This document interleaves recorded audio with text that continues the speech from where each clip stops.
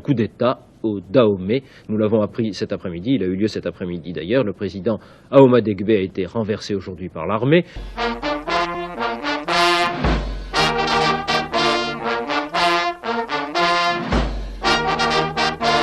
Au lendemain de l'indépendance du Dahomey, le 1er août 1960, le pays a connu une instabilité politique assez rare en Afrique occidentale française.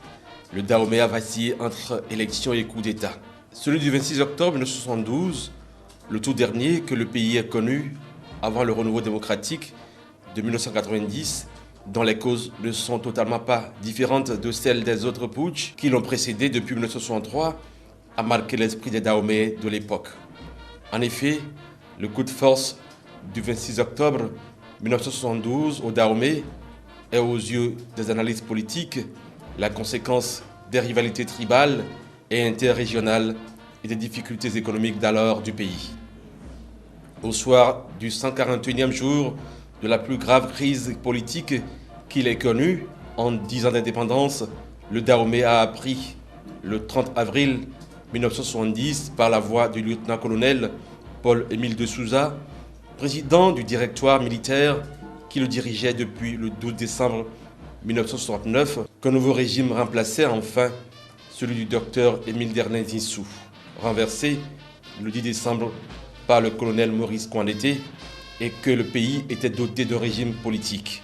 Ainsi, les trois grands leaders civils du Dahomey, que sont Hubert Koutoukou Maga, Justin Tometi Ahoma Degbe et Souroumigan Apiti, qui se trouvaient en exil jusqu'en décembre, étaient désignés pour siéger collectivement à la tête de l'État dahoméen à partir du 7 mai 1970 au sein d'un conseil présidentiel. Chacun des trois membres du nouveau conseil présidentiel en assurera à tour de rôle la présidence et donc celle de l'État et du gouvernement. Hubert Maga, qui fut déjà chef de l'État du Dahomey de 1960 à 1963, sera placé à la tête du pays du 7 mai 1970 au 7 mai 1972 pour un mandat de 2 ans. Il passera le témoin à Justin Tometi Ahoma Degbe, qui devrait lui aussi faire 2 mandats avant de céder le fauteuil présidentiel plus tard à Souroumigan Apiti pour 2 ans aussi. Le conseil présidentiel était une sorte de succédané ayant l'avantage, selon le lieutenant-colonel Paul-Émile de Souza, de refléter les réalités du Dahomey telles qu'elles étaient apparues au cours de l'instructive crise politique que venait de vivre le pays.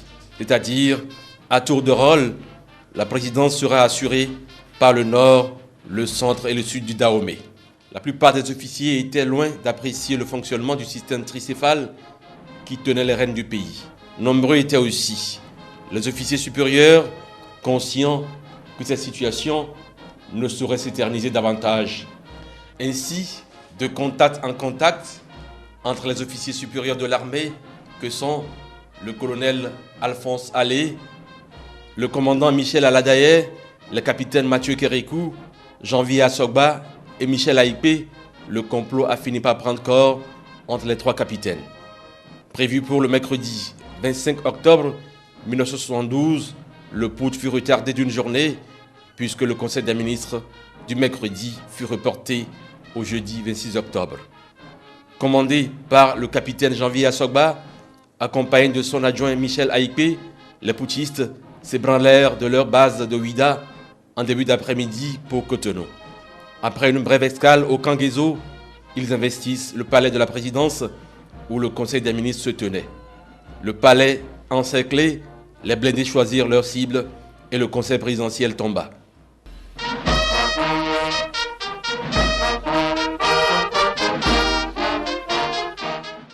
À Radio Dahomey résonnait de la musique militaire.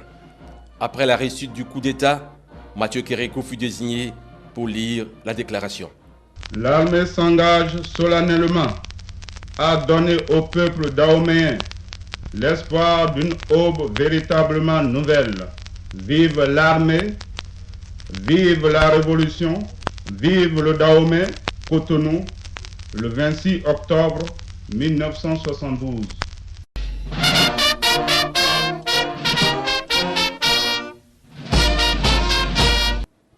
Ce fut un discours dans lequel Mathieu Kérékou devenu l'homme du 26 octobre, qualifia Maga, Ahoma Degbe et Apiti de monstres à 3 têtes. La formule du conseil présidentiel pour les putschistes est providentielle pour ceux qui ne se conçoivent dans la nation qu'à la tête de l'État.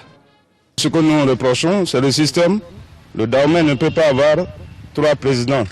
La France a plus de 55 millions d'habitants, j'espère, je crois bien, mais elle n'a qu'un président. Alors qu'au Dahomey, on est à peine 3 millions, 3 présidents, c'est trop. Nous sommes assez pauvres pour avoir 3 chefs. Il n'y avait pas d'autorité de l'État.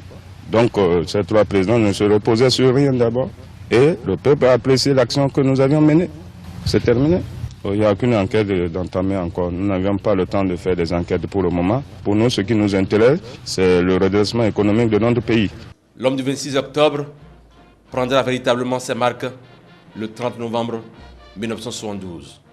La branche ne se cassera pas dans les bras du caméléon.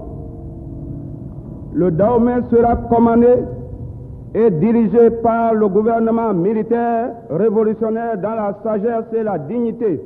Le choix porté sur Mathieu Kérékou serait lié au fait qu'il était un officier de valeur qui défendait des points de vue politiques qui rejoignaient ceux de ses camarades. Il présentait le meilleur profil pour faire l'unité autour de sa personne et défendre la cause qui a conduit à l'évincement du conseil présidentiel.